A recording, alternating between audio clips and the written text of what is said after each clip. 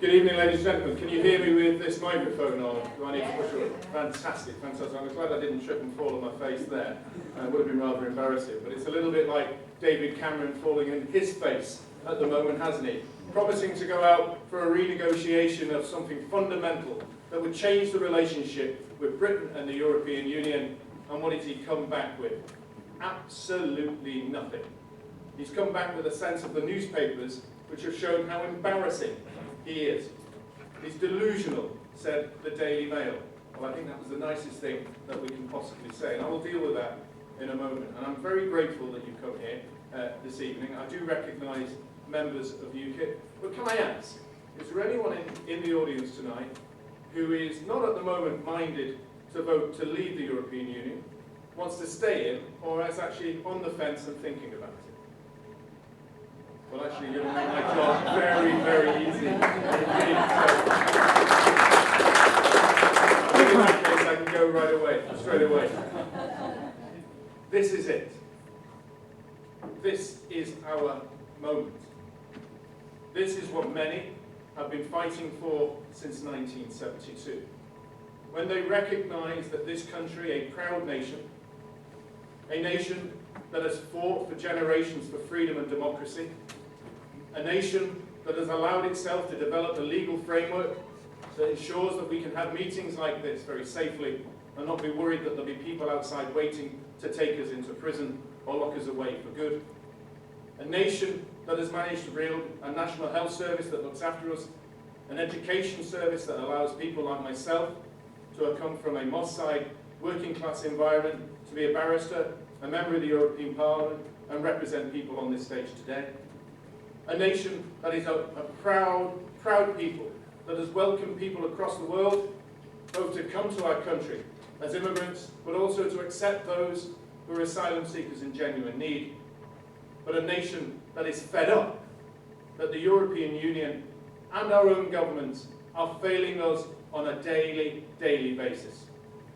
And part of the reason that they are failing us is because of the membership of the European Union and the way that it constricts them from being able to make decisions on our lives. Let us start with 3 key reasons of why we should leave the European Union. Firstly, as many of us know, our Parliament is a proud Parliament.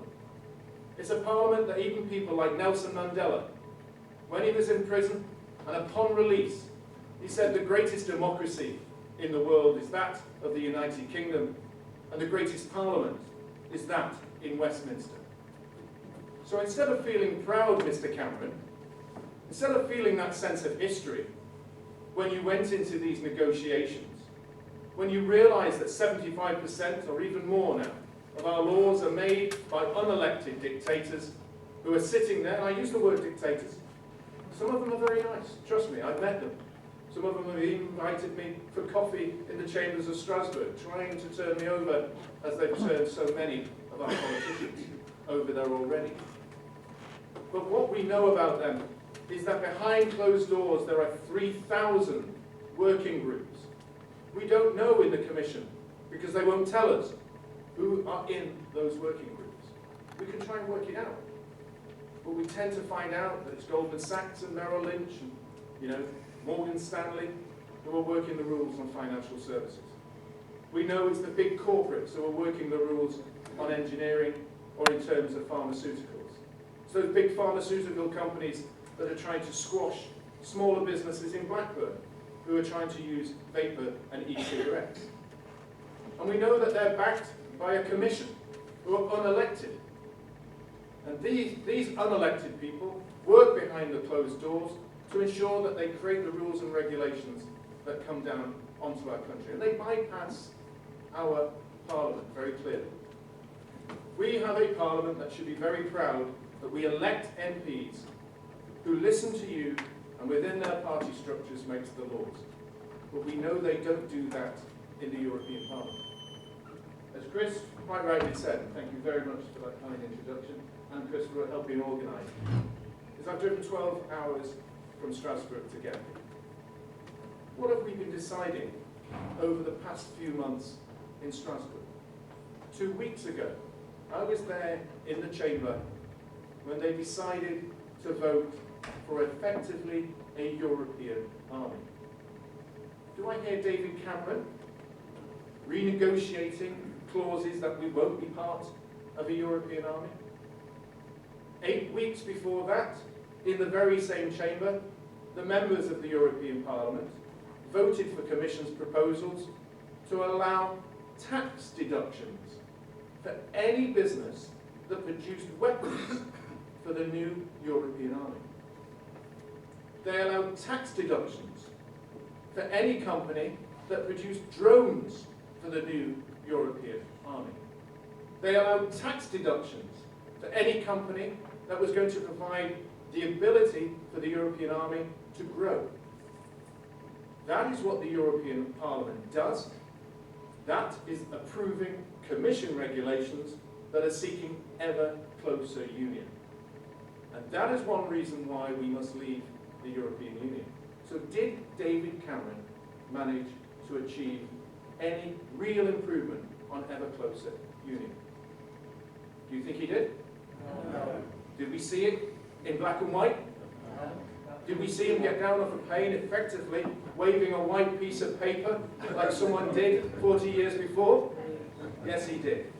Because the ever closer union that he is talking about required 55% approval from members of the European Union before any regulation is prevented from entering into our own country. That isn't democracy. That isn't sovereignty. That isn't freedom. And that, damn right, isn't a close renegotiation in the interest of the British people. Shame on Mr. Cameron.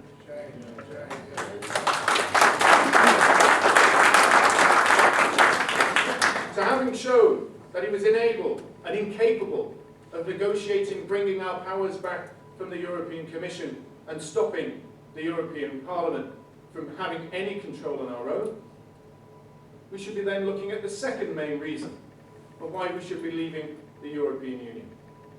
It is essential for any country to have security of its own nation by having control of its own borders. And Mr. Cameron did not even seek to attempt to regain that control and ensure that we control our own borders, that Parliament controls our own borders, and that we can ensure the safety and security of this nation. And once again, shame on Mr. Cameron for failing to achieve that.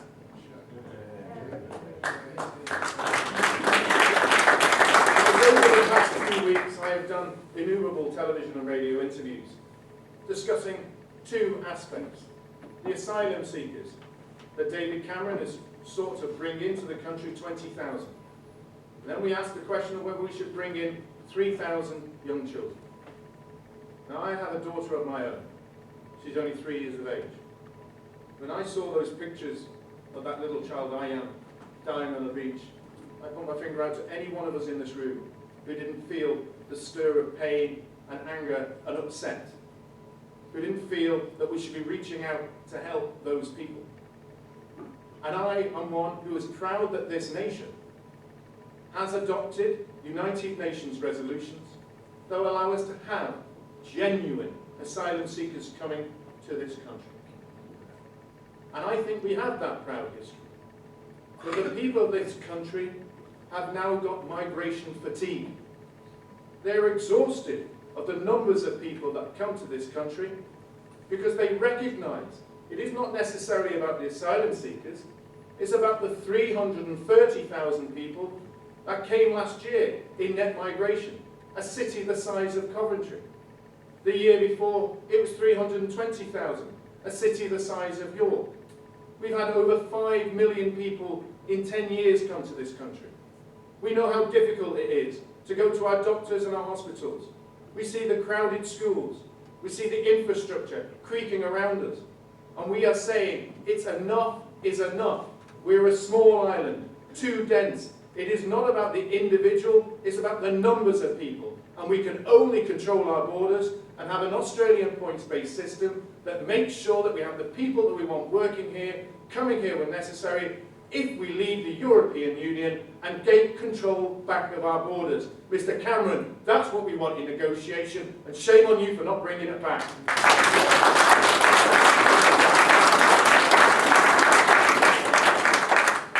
So he didn't bring back our freedom. He didn't bring back our control of our borders. And nor has he given us the opportunity to control the future of our nation through the jobs and creation of work and ensuring that we have a better future for the children and workers of this country. Because let's be absolutely clear that it's the decisions of the Labour Party and the decisions of the Conservative Party to remain in the European Union and adopt aggressive policies from the European Union on energy that has increased the bills of everyone in this room. In terms of energy, you are now paying as an average family over £400 to £500 a year more in your electricity bills. By our membership of the European Union with the Common Agricultural Policy, where out of our £55 million a day, over a third of that is subsidising farmers across Europe. But the consequence is, for the family basket, it costs you £933 a year more in your food basket. When we have people coming to food banks, when we have families struggling to make ends meet, does it make sense for us to be in a European Union that costs us £933 more a year in our food and £500 more a year in our energy baskets? I say no, we must leave the European Union to bring policies that make our governments work for the people and not the people work for the politicians. And if we didn't have those policies brought down from the European Union, take a look at the factories of the steel factories in Wales, or indeed those in the northeast. They talk about China as though it's China's fault for dumping cheap steel on the United Kingdom and other parts of Europe. But when you look at those steel companies, when you talk to those managers, when you ask them what the biggest costs for them, almost 50% of the costs, sometimes more, sometimes slightly less, is down to energy. And the energy costs they're having to pay higher energy bills because we are subsidising wind farms, subsidising solar panels, and subsidising crackpot European Union ideas on how we deal with energy in a country like this. We say that if you want to keep jobs in Wales, if you want to keep the steel factories open in the north of England, if you want to have our oil and gas businesses working, then you mustn't be listening to the European Union rules that work for their companies in perhaps France and Germany, but don't have our own workers' interests at heart. If you want to keep your jobs here, then we have to leave the European Union and make the laws that apply to our own people first.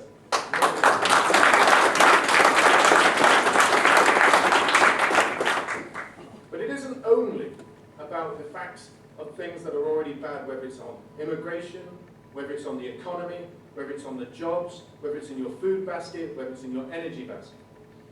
This referendum isn't about the status quo. Because, trust me, if we lose this referendum, which I believe we won't, but if we lose this referendum, do you think for 1 minute Jean-Claude Juncker, the President of the Commission, Mr. Schulz, the President of the Parliament, and Tusk, the President of the Council, will be sitting there going, that's okay, we'll leave Britain alone now. We won't move to ever closer union. We won't start to implement the idea of the United States of Europe that is the dream of so many federalists. I've already mentioned to you this night some of the things in relation to the European Army. They will press forward with the European Army. We already know that they're seeking to have the banking union, which will ensure that the European Central Bank is the only main bank in Europe to control the euro and the economy. David Cameron is seeking to have ourselves outside of the Eurozone, protected, he says, by a written document that will be lodged at the United Nations. He said today that it's this government that will never seek to have that back. Well, what if there is another government? What, goodness forbid, if there was a Labour government, under Corbyn or others like him, Chuck Umana, Liz Kendall, all those who live in wonderful places in London in their £1 million houses, you couldn't see them any further from the Labour Party or the people that they seek to represent, could you? But you know that they are avid Europhiles, that given the power, they would seek to bring ever closer union from the Labour Party, just as Blair tried to do himself. The only time I've ever believed that Gordon Brown did anything right was keeping us out of the euro. But there is a danger that they could do it. So they could bring us further closer to the European Union, into the Eurozone and banking union. They talk about a capital markets union, which would be controlled from the European Union. You're lending for mortgages, you're lending for your credit cards, you're lending in your loans, controlled by the European Central Bank and the Commission. And there are other dangers too. I sit on the Economic and Monetary Affairs Committee, and at the moment they're plotting a central corporation tax run by the European Union. They only withdrew after pressure from ourselves, from announcing it to the public, of wanting to change the VAT rules to remove the exemptions that Britain has on food and clothing for children. They will want to put VAT on food as we've got now. And more than anything else, because of their negotiation that Britain is excluded from doing in our own free trade arrangements, which we would have back if we left, they will implement the Transatlantic Trade and Investment Partnership Agreement. Now, if none of you in this room understand what TTIP is, and that's its name, TTIP will give the ability for large corporations, whether in the United States or affiliates of theirs, to be able to sue the government, the councils, or indeed the National Health Service if they oppose contracts or dealings with the National Health Service. They could even sue it if they don't get privatisation of certain services. The NHS is vital for this country. It must be preserved, it must be protected, and we have to leave the European Union, otherwise they will leave it in danger from the Americans through the Transatlantic Trade and Investment Partnership Agreement. That is a reason. Protect our NHS, leave the European Union.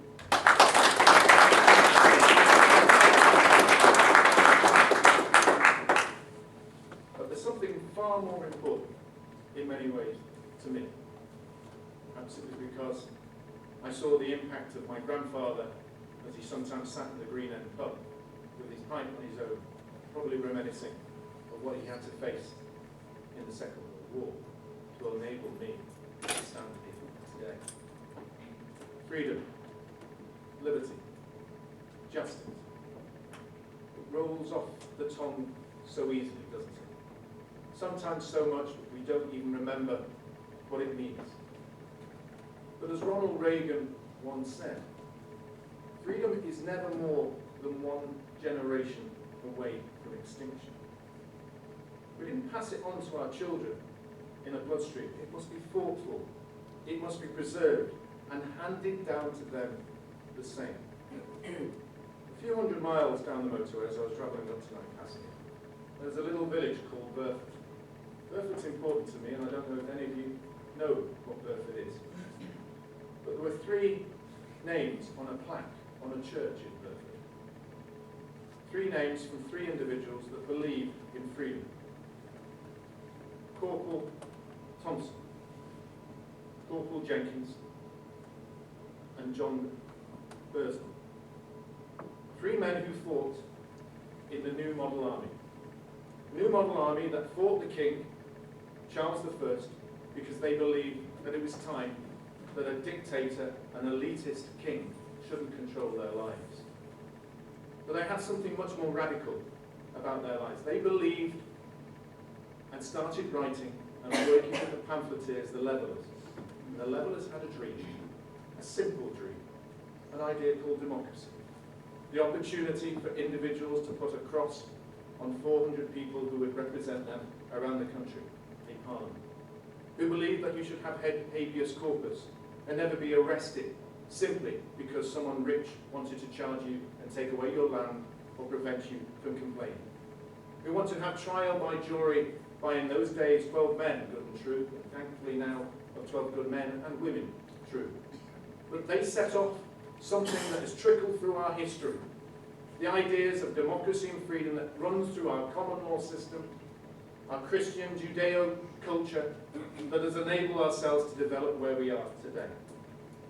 But even then, even in that town of Burford, having worked for Cromwell and got rid of the king, those ideas were called heretical by Cromwell himself. And he demanded at that church that those three men and all their supporters come out one by one and renounce the heretical ideas of freedom. Well, every one of them did, one by one. They walked out of the church and they said, I don't believe in freedom.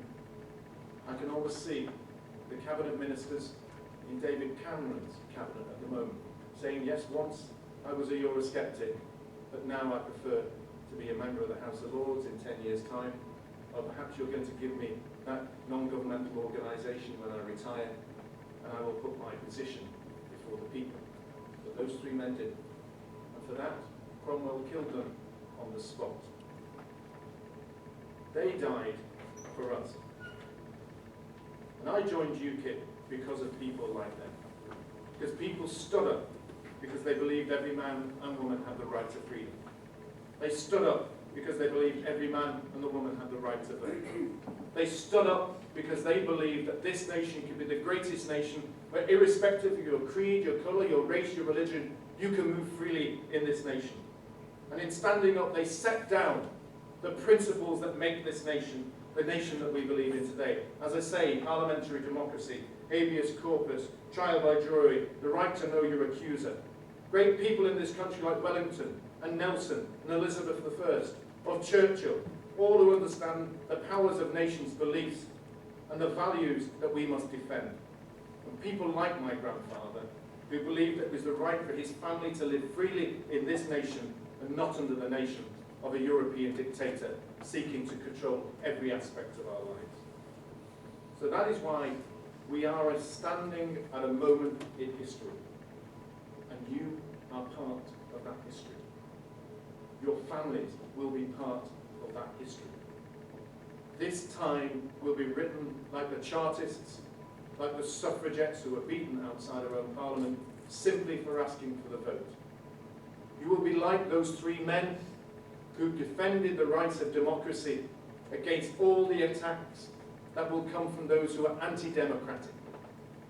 This is our time to register our belief that there is something bigger than us, something greater than simply standing outside and doing a job, but looking into the eyes of our children and our grandchildren and saying, I was there, I stood up to be counted, I believe in freedom and democracy, and I believe that this is the greatest nation that can achieve that freedom and democracy, not a European Council, not a European Commission, not a European members of parliament like mine. You want to get rid of them and have freedom in this country. You have that chance through this referendum. So I want you to get out, tweet, Facebook, knock on doors, talk to your friends. Make sure this is not party political. Make sure that everybody understands it's our time. It's our time to be free. And you've got to believe in it, because I believe in you and this people and this country. Thank you very much.